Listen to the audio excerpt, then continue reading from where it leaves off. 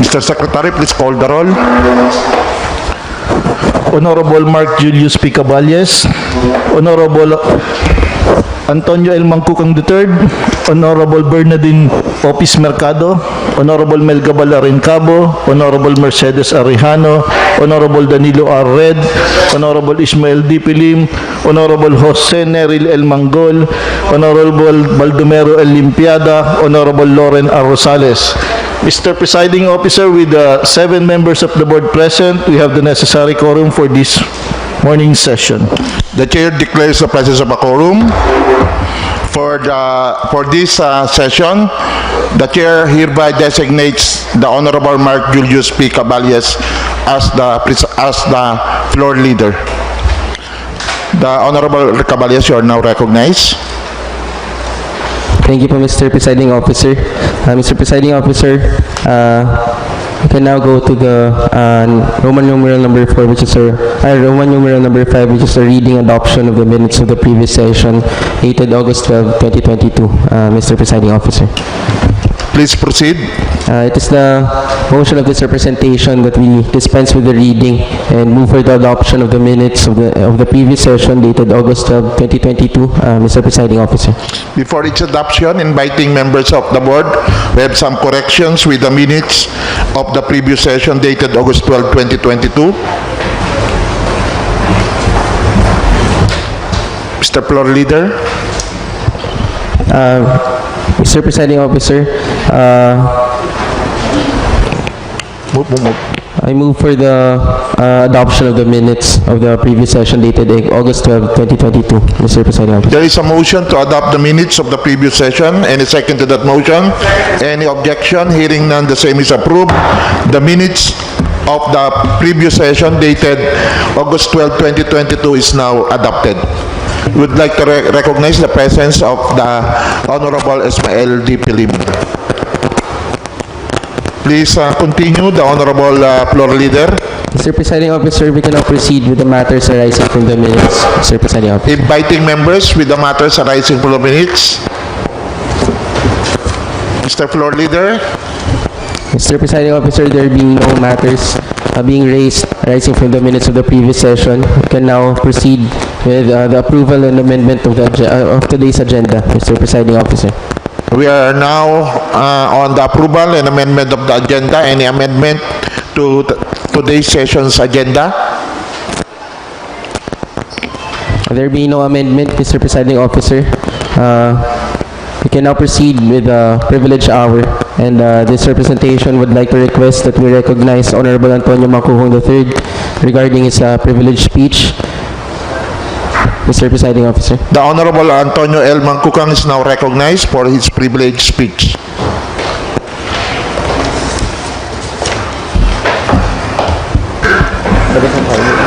Maraming salamat po sa ating floor leader at magandang umaga po sa ating kagalang-galang na tagapangulo, sa lahat ng mga pinagpipitigan ng miyembro ng kapulungan ito, sa secretariat, na sa lahat po ng naririto. A Barangay Kagawad is an elected government official who is a member of the Sangguniang barangay or barangay council of a particular barangay. The barangay is the smallest political unit in this country, and the council serves as the legislator of the barangay and is headed by the punong barangay. Barangay Kagawads are also mandated to function as the legislative workforce of the barangay. They function in a similar manner as their counterparts in Sangguniang Bayan and Sangguniang Panlalawigan, as Kagawads are expected to create and sponsor barangay resolutions and ordinances. And for this reason, basic knowledge of the law is required and is expected of each barangay kagawad in order to perform their mandated responsibilities. A kagawad, as a member of the Sangguniang Barangay, should also ensure to provide their constituents with basic services such as peace and order, formulating measures to eradicate drug addiction, maintain barangay-owned properties and infrastructures, maintain cleanliness and beautification of the community, and to promote the well-being of the youth. Corollary to the above premises, this representation would like to know what was happened to the pambayang at panlalawigang katipunan ng mga barangay kagawad ng Pilipinas Incorporated, which was established 20 years ago in our province. If you have noticed, nawala na po ito at hindi na muling napag-usapan pa. Napakalaking panghihinayang at kawalan ang pagkawala ng grupong ito, kung saan ay nakapagdudulot ang samahang ito ng pagpapahalaga, pagkilala at pagpapalakas sa hanay ng ating mga barangay kagawad. Kung tayo po ang tatanungin, dapat at nararapat lang na muling buhayin at suportahan ang pambayan panglalawigang katipunan ng mga barangay kagawad ng Pilipinas Incorporated o PKB-KPI dito sa ating lalawigan ng Marinduque.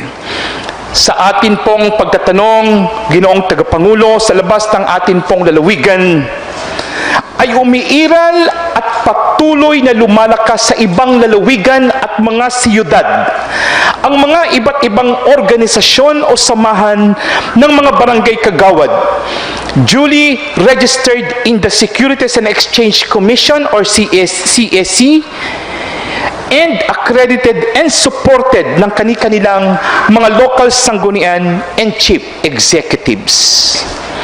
At this juncture, we wish and pray na mabigyan po ito ng pansin at magkaroon po tayo ng isang legislative measure necessary to carry out the reorganization of the said group. Marami pong salamat at mabuhay ang ating mga barangay kagawad dito sa loob ng ating mahal na inang lalawigan ng Marinduque.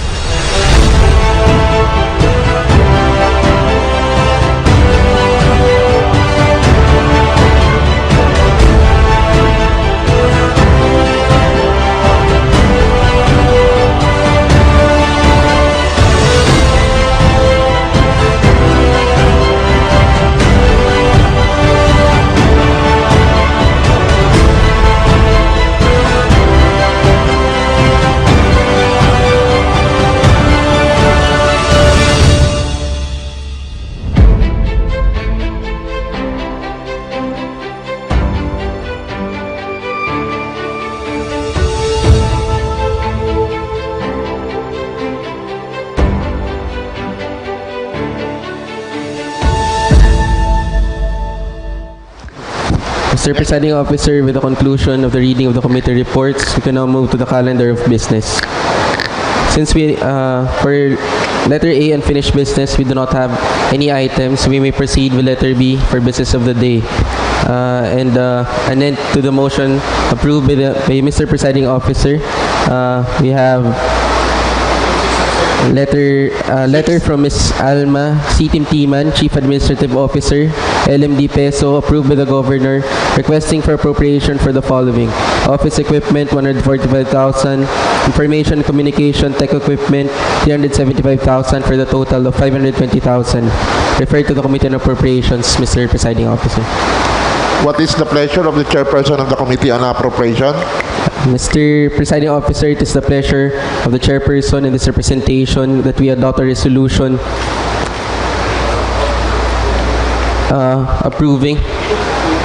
appropriating the amount provided under item number 6, or letter from Ms. Alma Timtiman, Chief Administrative Officer, concerning the said amounts, Mr. Presiding Officer. There is a motion to approve the request of Ms. Alma C. Timtiman, Chief of Administrative Officer, LMD-PESO. Any second to that motion? Any second to that motion? Duly seconded. Any objection? Seeing none, the request of the Chief of Administrative Officer of LMD-PESO, Ms. Alma Timtiman, for an appropriation of amounting to the following: office equipment, 145,000; info and communication technology equipment, 375,000, for a total of 520,000, is now approved and adopted. Next. Thank you, Mr. Presiding Officer. The next item is a letter from Ms. Emery Ann F. Pastoral, Acting Provincial Treasurer, noted by the Governor, requesting to amend SP Resolution number 1192 series of 2021 by changing the designated authorized personnel of the Provincial Government of Marinduque and the Land Bank Institutional Internet Banking V-Access as follows: authorizer, Ms. Emery Ann F. Pastoral, Acting Provincial Treasurer Marinela M. Manrique, Supervising Administrative Officer, Ana Marie M. Napomuceno, Provincial Accountant, and Clarissa R. Camero, Chief Accountant. Maker Sherwin R. Celda, Administrative Aide number 6.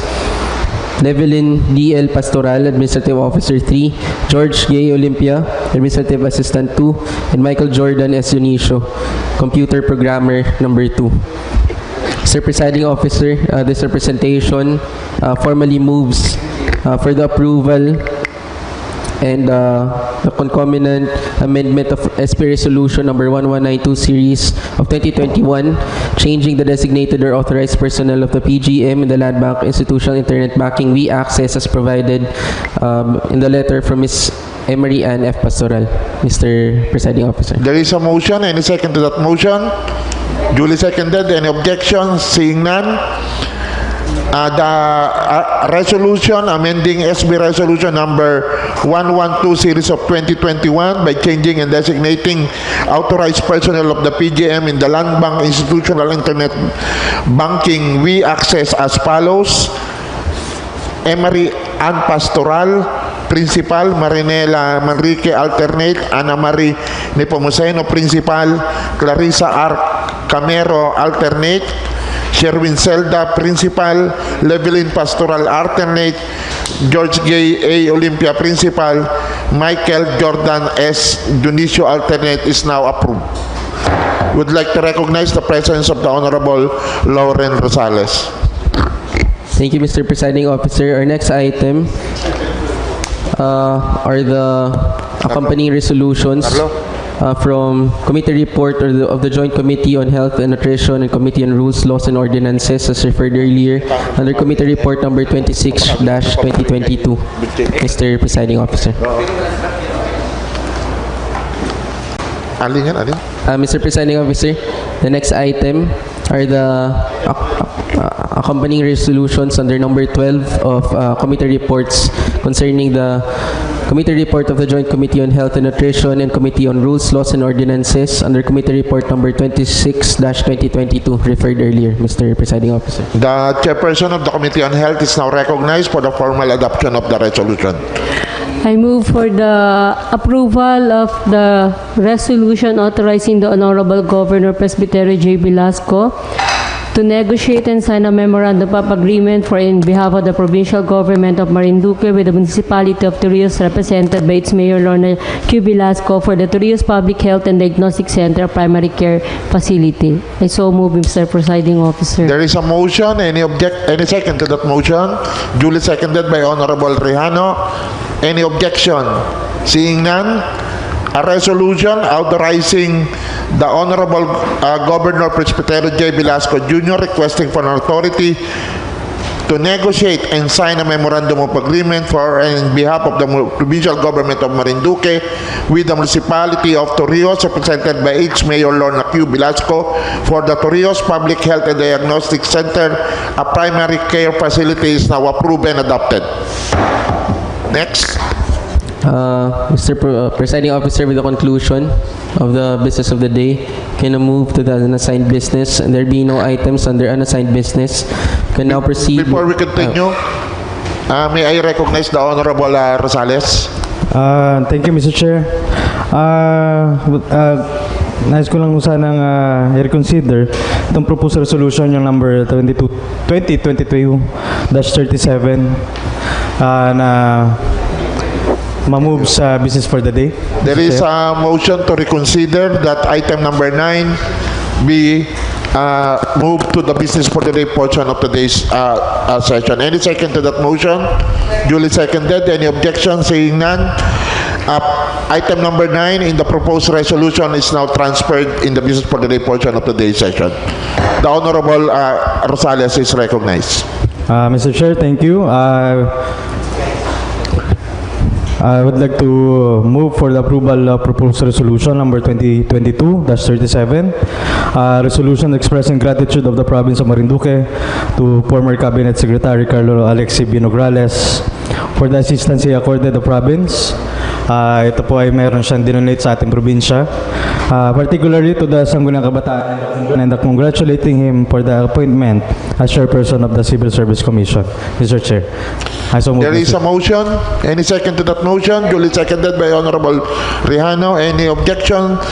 Seeing none, a resolution entitled Resolution Expressing Gratitude of the Province of Marinduque to Honorable Cabinet Secretary Carlos Alexie B. Nograles for the assistance he accorded the province, particularly to the Sangguniang Kabataan, and congratulating him for the appointment as Chairperson of the Civil Service Commission is now adopted and approved. Mr. Floor Leader. Mr. Presiding Officer, with the conclusion of the business for the day and there being no unassigned businesses for today's agenda, we can now proceed with the proposed ordinance and resolution for third and final reading. And without any items under the said Roman numeral number 13, we can now, this representation would like to formally move for the adjournment of today's session. Mr. Presiding Officer. On the motion of the Honorable Mark Julius P. Caballes, the session is adjourned until August 31, 10 a.m. at the SB Session Hall. This is a regular session of the Sangguniang Panlalawigan.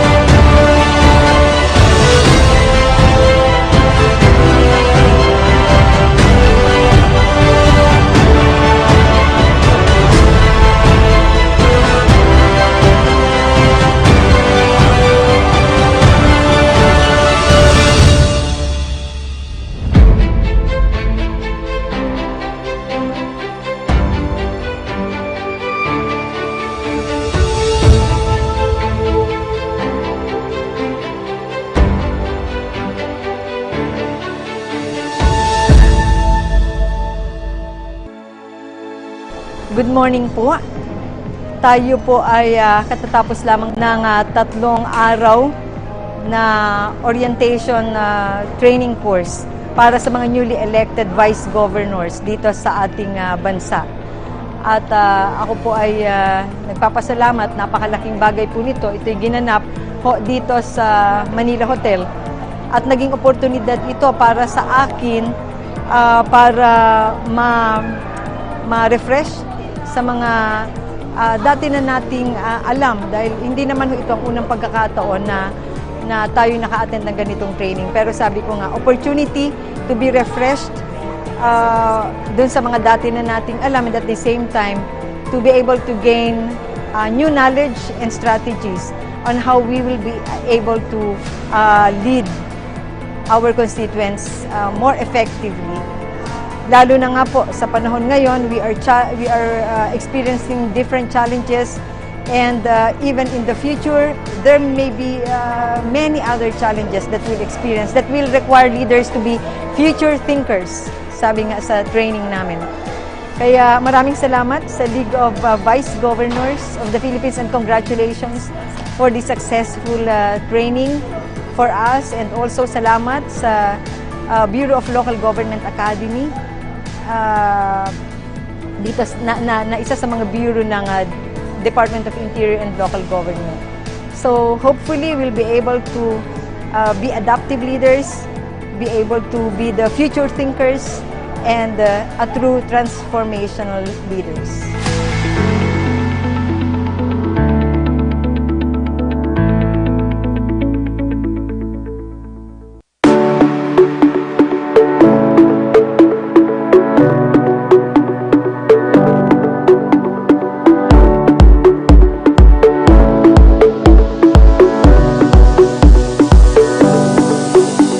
Sa araw pong ito, magsisimula ang 5 days training ng mga miyembro ng Sangguniang Panlalawigan ng Marinduque kasama ang mga miyembro ng Sangguniang Panlalawigan ng Mindoro Occidental dito po sa UPNCPAG, ang National College of Public Administration ng University of the Philippines.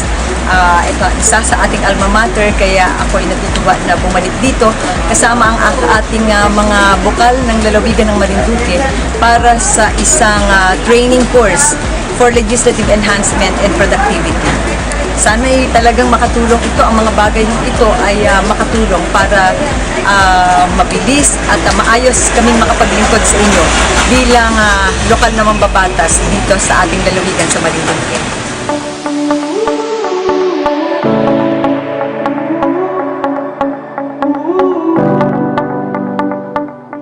Narito po tayo sa National College of Public Administration dito sa University of the Philippines, kung saan kasama po natin ang ating mga bokal sa lalawigan ng Marinduque, gayon din ang mga miyembro ng Sangguniang Panlalawigan ng Mindoro Occidental sa pangunguna ni Vice Governor Diana.